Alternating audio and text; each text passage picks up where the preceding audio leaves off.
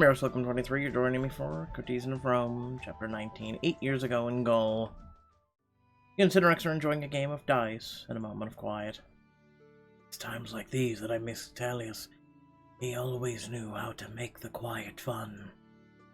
He was stronger than me. He died fighting while I fled like a coward. He throws the dice angrily to the ground and they bounce out of sight. Cinerex, you're not a coward. There are more ways to be brave than fighting to the death. You decided to protect your family. Am I protecting you? Because you're still hiding instead of fighting. Where's the honor in that? Honor him by staying alive. Why? How are we stopping Rome by hiding in trees? What are we even doing here? We're surviving. I need more than that. I need a purpose.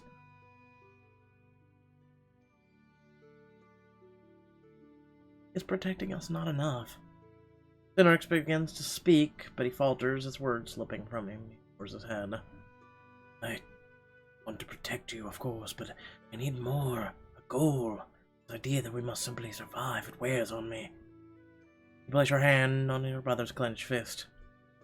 It's hard on all of us, but we must stay strong. All we have left is each other. We can't give up on that, no matter what.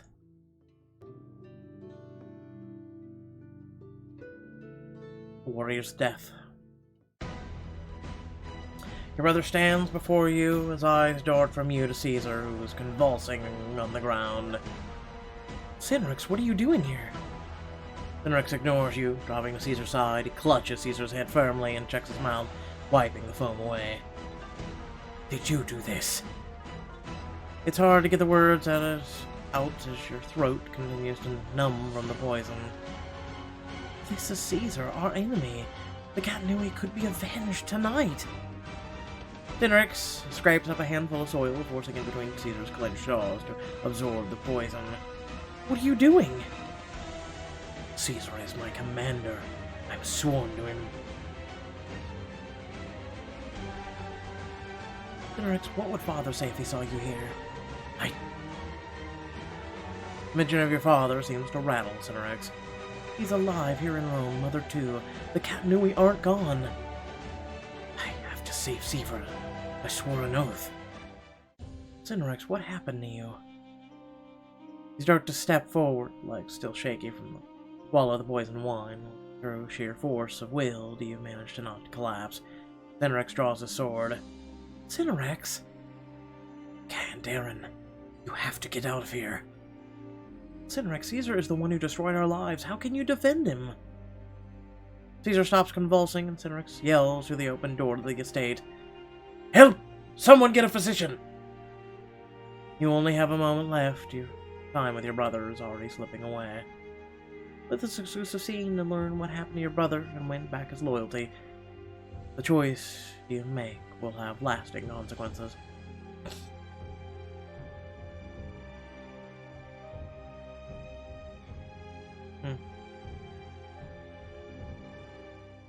Your brother bends down to check on Caesar, who lies unconscious.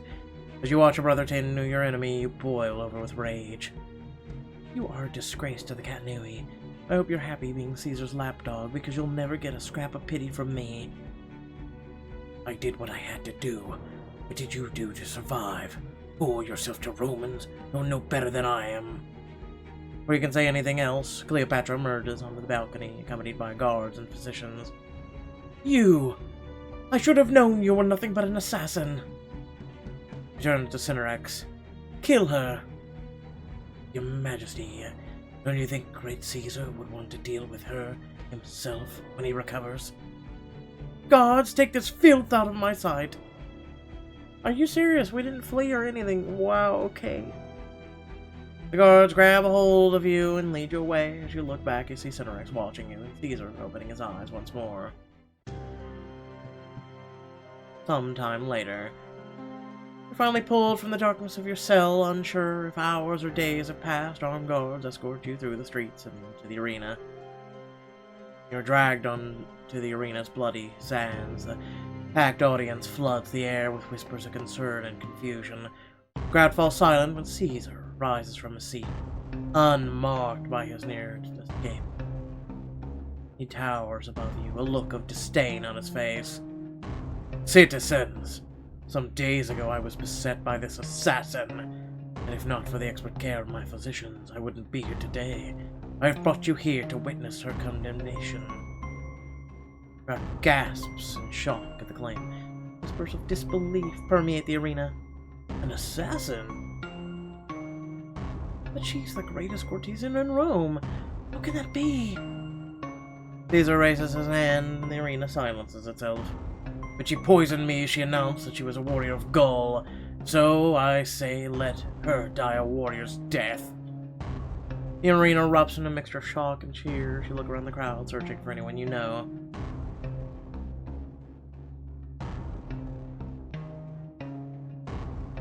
Well, you seem mad. I don't know if it's mad at Caesar or mad at me. How dare you treat me this way? What I did for all of you. Oof. Okay. Alright.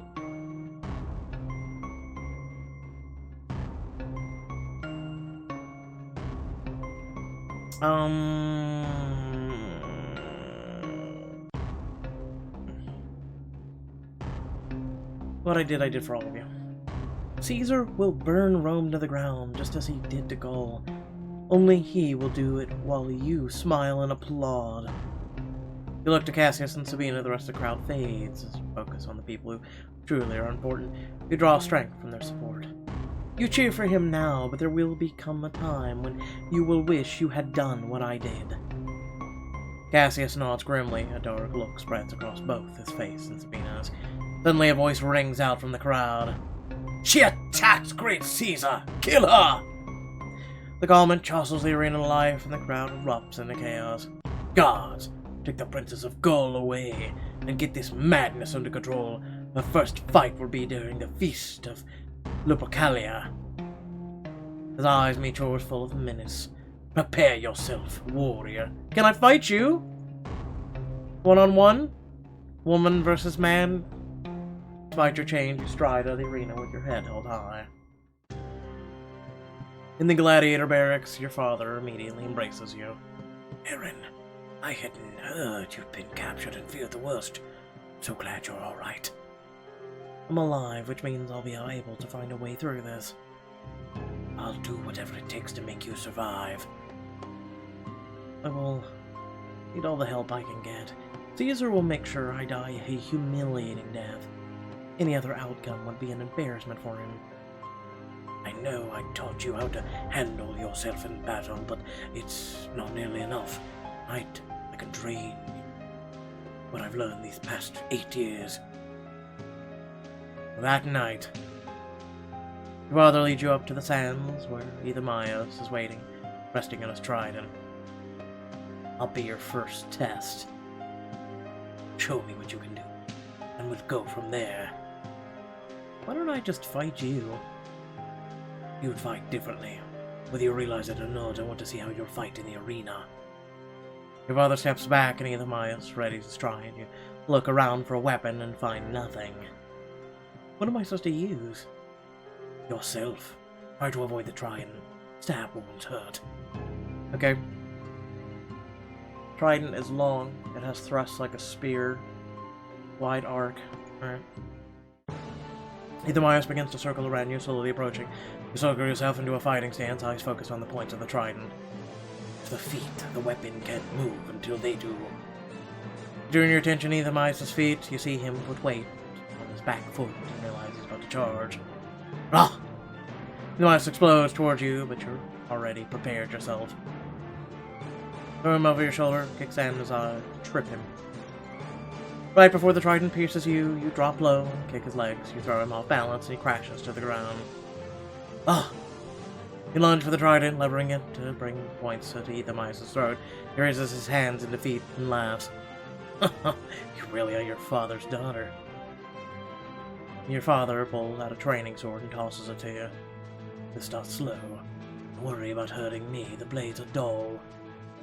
You see the Euthymius gesture and turn to see what he's doing, and then suddenly Victus is assailing you. Never take your eyes off your opponent.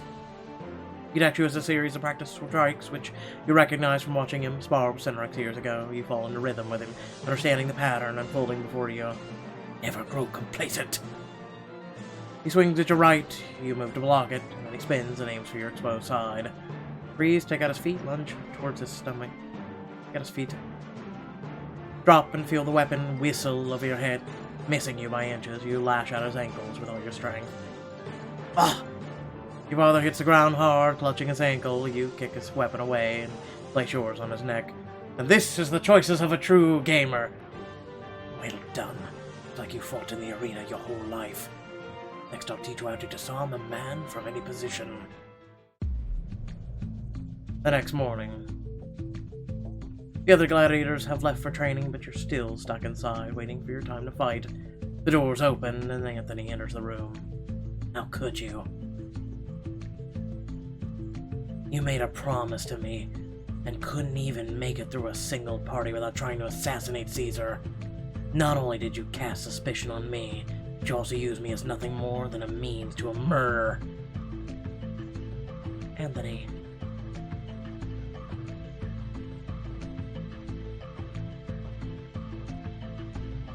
I did it for you. Technically a half-truth. Technically a half-truth. But Anthony respects truth, though. Full truth. It was always an act.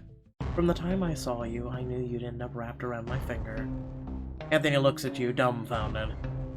And yet I'm still in Caesar's good graces, and you're down here. It's easy to stay in the good graces of a man whose boots you'd lick. Apparently too hard for you, though. He shakes his head, more disappointed than angry. Typical Aaron. Smart enough to pull me in, but not smart enough to keep me. I don't know what compelled you to tell me so vulnerable. I just couldn't stand watching you pine for me. It was sad. And then he turns and walks towards the exit. I was going to tell you what Caesar plans, but I guess you'll have to wait. I won't find any joy in watching you get slaughtered in the arena. Or maybe a little joy. Goodbye, Aaron. You were a fun distraction. I hope your death is quick. Maybe the wrong choice? Maybe I did it all for you, I don't care. The day before your fight. You hear footsteps in the hallway and look up to see two familiar faces. Aaron, I had to see you. I've been worried sick ever since the sentencing. So glad to see you again. Pulls you into a tight hug. I brought you something. You did. I know it must be hard to remember now, but you can still cast a spell over the crowd, unless a woman would seduce them to your side, or rally them to your cause. You can do both. Well, let me guess, with an outfit. Lena gestures, and the guard brings in an ornate set of armor, designed to show off your grace and beauty. If you wear this, you will remind everyone who sees you that you're not just a warrior, or Aaron, the greatest courtesan in Rome. Wear the unconquered queen to defend your innocence in the arena and win the crowd to your side. Pretty. I won't lie. Not bad, but nah. Nah, I'm good. They sentenced me to fight because they think a woman cannot survive the arena. I'll show them how wrong they are when I bleed them dry in my dress. They'll write plays about you one day. They will. May the gods watch over you, Aaron. The morning of the Lupercalia. Flavius enters your cell and tosses a plate of stale food onto the floor. Your last meal. I'm sure you're used to eating off the ground, savage. You pick up your bread, your stomach growling loudly in anticipation. Flavius, you don't scare me. Your taunts mean nothing. Maybe once you were scary 20 years and 100 Libra ago. Stupid girl. You have no idea what Caesar's planned. You'll never leave this arena alive. Flavius storms out of the barracks, leaving you to your meal. As you prepare for your fight, you are shocked to see Lacosta run into the barracks looking frantic.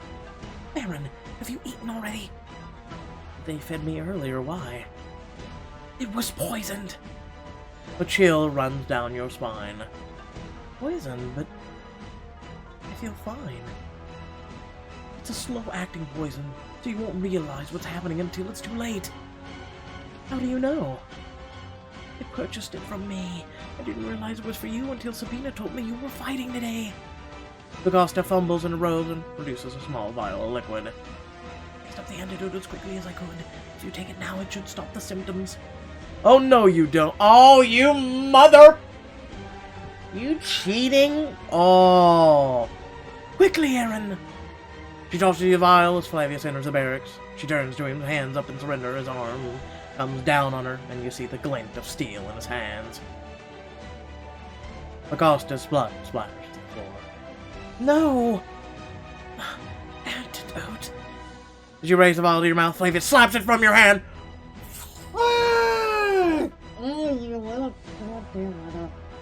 Oh my god, I hate you so much right now. Shatters on the ground. Caesar sends his regards. Attack, Flavius. I'll kill you. But as you lunge forward, the world twists around you. Your arms and legs feel weighted down with lead. Stupid girl. You stumble forward and Flavius throws you to the ground. You fall beside Lacoste, who is feebly clutching the wound on her neck. Costa, stay with me. Lacoste reaches out to you, but Flavius stomps on her head. Get the girl to the arena. Quickly, if you lick up the floor, the antidote's still there. Hands grab you and pull you away from Lacoste's body. Hands. Yeah, we're really gonna go out there, and we're really gonna appease them. Drugged, poisoned, and dying slowly already. And in our diamond outfit, right? You're in the stands at the arena, hard in your throat as you hear Aaron's name announced. The crowd roars as Aaron is thrown into the arena, barely able to stay on her feet. The crowd hurls insults and jeers at her as she staggers. The Princess of Gaul has arrived. The games may begin. Today, we'll start with a melee, every man or woman for themselves. The entrance open and 10 of the gladiators pour into the arena. You see your daughter struggling to even lift her sword and recognize the telltale signs of poison. Drugged or poisoned. The cowards. The gladiator charges your daughter. Die! Aaron is barely able to roll out of the way, and the gladiator charges the man. She stumbles away towards the edge of the arena. You reach your hand out, opening your mind to Isis's mercy. Great Mother Isis, cleanse my daughter's mind and blood of all impurities. I ask you not to eliminate the suffering, but to place it upon another. Deliver her pain and strife onto...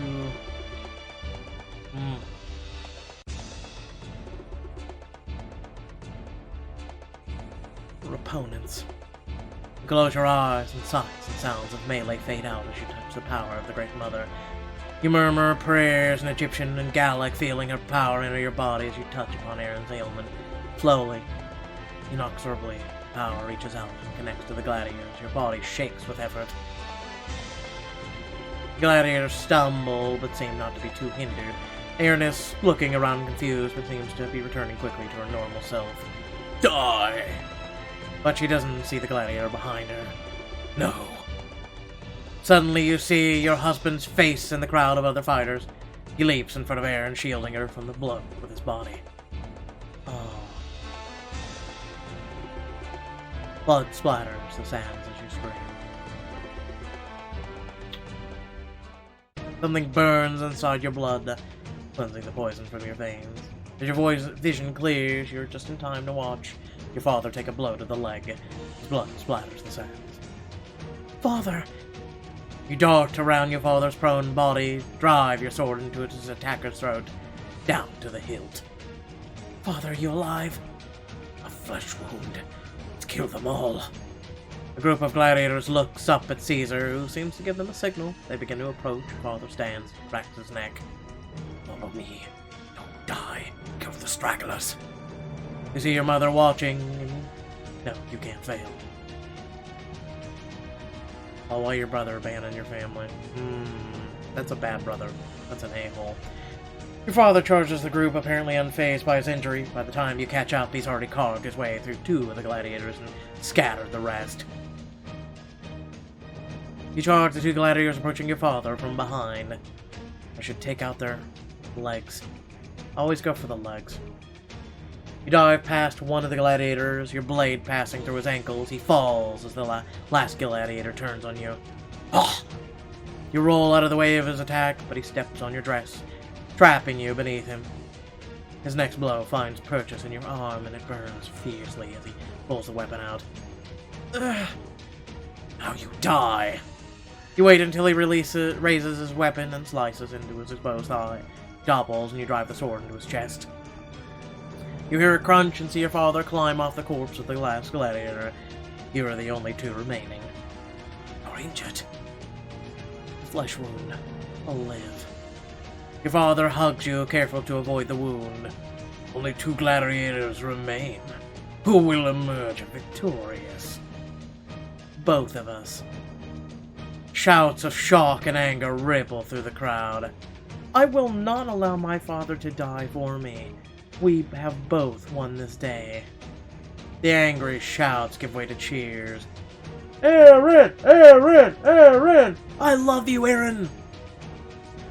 Several drunk plebs try to leap into the arena to be with you.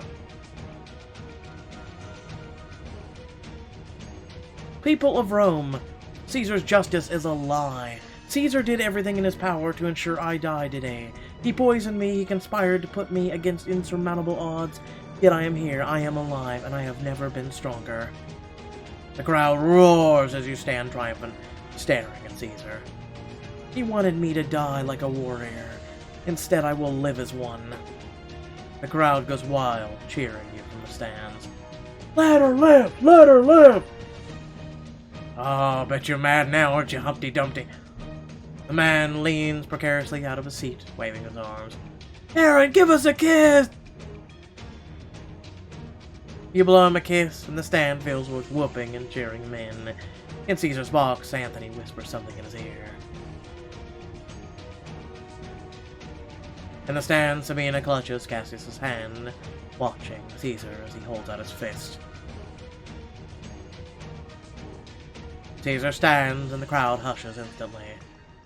The people have spoken. The gods have shown their will. Erin has proven her valor and purity of spirit. By the sword and by her sacrifice, she and the conquered king have earned their freedom today. Wait. Seriously? The response from the stands is deafening. The plebs are screaming your name and waving, but you notice that most Christians have their eyes on Caesar. Thank you. Thank you, everyone. I want to thank the people of Rome. You pitch your voice to the crowd and they hush to hear you. Without your support, my blood would stain the sands right now. I owe you my victory and my life. Aaron! We love you! Caesar cut you off with a curt nod, continuing his announcement.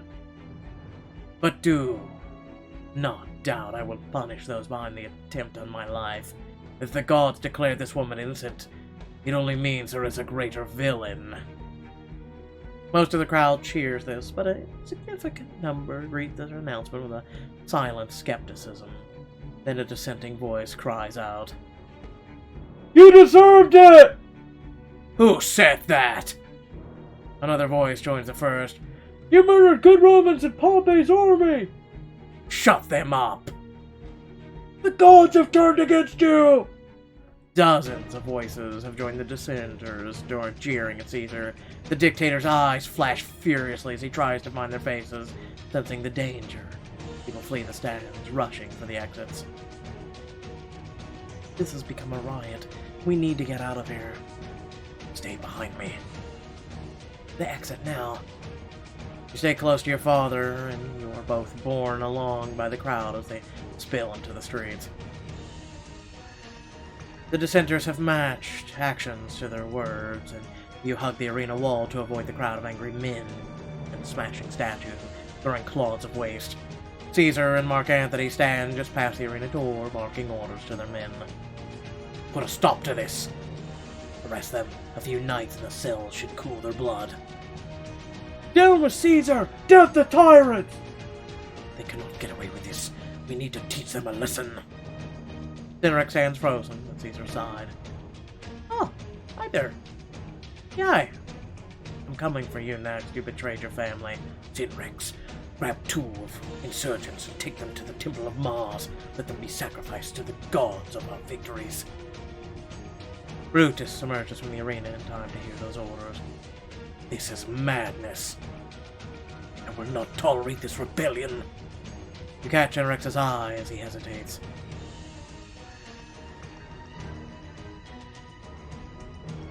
Discourage. Cinerax's eyes pass over yours, and his jaw sets in anger. You glare at him, daring him to carry out Caesar's murderous deeds. Why would you stoop to serve him? Angrily, Cinerax wades into the crowd, seizing one of the young troublemakers by the back of his tunic. You're coming with me. Caesar's orders.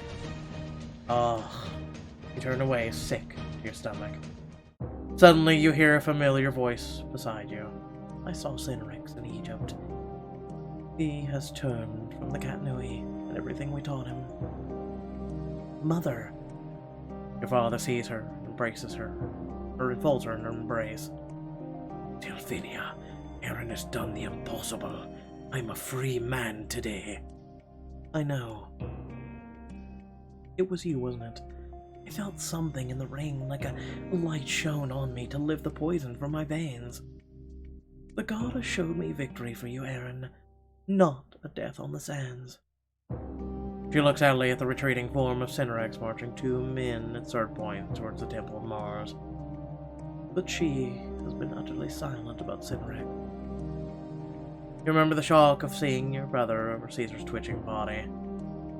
He is Caesar's man now, Mother, and our enemy. He is my son, your brother. He cannot be our enemy. He stands between us and the man who conquered Gaul. I will not let him stop us. Your mother drops her gaze. I cannot mourn his loss while he is still alive. She touches your wound gingerly, and you wince from the sudden jolt of pain.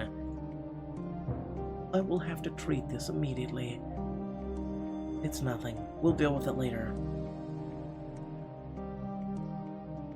To your homes! I want these streets clear! As the soldiers join Anthony and Cinerax in quelling the riot, you let yourself and your parents be pushed aside.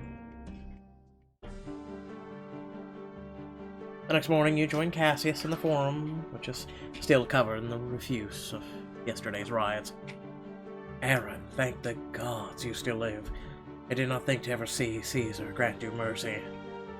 He takes your hand, bringing the knuckles to his lips. Courtly kiss. Even Caesar dares not turn against the mob.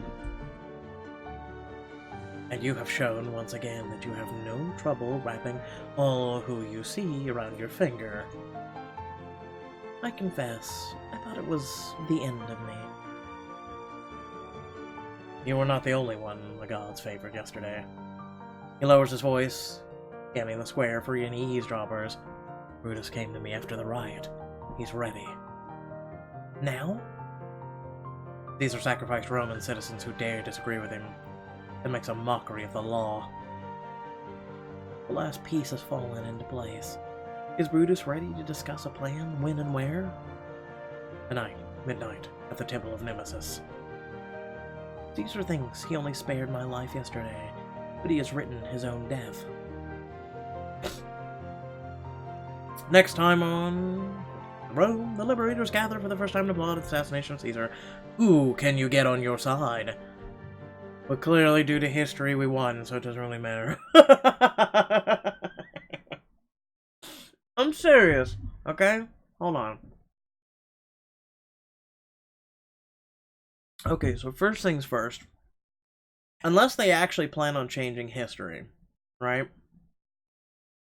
Like, you know, there will never be, you know, I doubt they'll change it. I really do. I don't know what I feel for this book. I really don't. I find I was all like, "Ooh, yeah, we're gonna see something happen," because you know, Aaron doesn't really technically exist in history, so it's a minor player. It's a very tiny person. You know, they don't even really exist. It was kind of cool to have that feature. And like, ooh, will she die? Will she what? You know, but when at the end of the day, it's you know, now it's history playing out and Caesar's fall and, you know, Anthony, and you know, if you haven't studied history, you really should. It's a fantastic, fascinating thing that shows that humanity will unfortunately never really change. It really won't. You know, we have, if you really want to talk about it, we have legalized slavery as we speak. Everybody goes out, they work their jobs, they work their underpaying, not enough jobs to barely make ends meet, which doesn't really make ends meet. They have to sacrifice, they have to give, they have to literally take in some avenues and whatnot. And you know, it's, I believe the Dalai Lama said it best, that you work and work and work for going your health, and then you spend all your money that you have, or what you can possibly even fathom as debt, trying to regain your health, and it's a vicious cycle that continues to go, and it's insanity. You know, if you think that working your butt off for the rest of your life until you're 60, 70, 80 years old, and that you're going to be able to retire anymore, it's an illusion, really. Unless you're very fortunate. Unless you're very, very fortunate. I will never get to see that. You know, people that I know that are friends will never get to see that. No one I can call a friend will ever get to see retirement unless their lives significantly turn around. I mean, we still, you remember when the wives' tale said, oh no, you can't raise the minimum wage to $15 an hour. It will cause the Great Depression. Well, we've raised it to $15 an hour for a lot of businesses, a lot of places. It just hasn't become federal law because the government does not care about you. Politicians do not care about you. Big Pharma does not care about you.